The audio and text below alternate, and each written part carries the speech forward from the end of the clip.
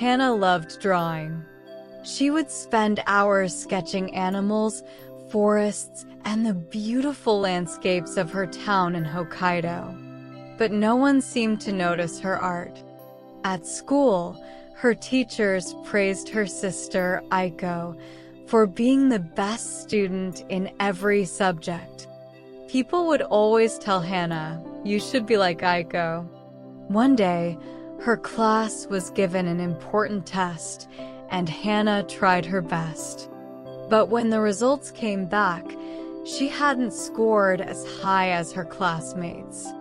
"You're smart, but you could do better," her teacher said, comparing her to Aiko again. Hana felt small.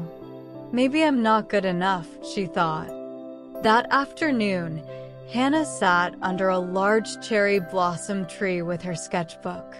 She began drawing quietly, pouring her feelings into the paper. As she finished, a classmate named Rika came by. "Wow, Hana, you're so good at drawing.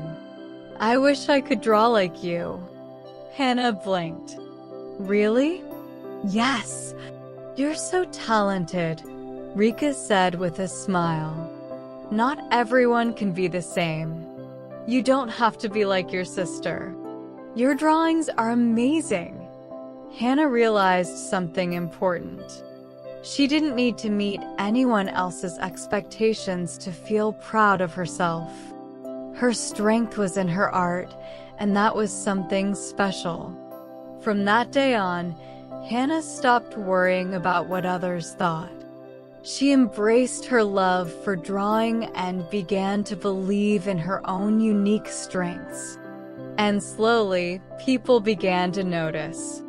Not because Hana was trying to be like Aiko, but because she was being herself, true to her own talents and dreams.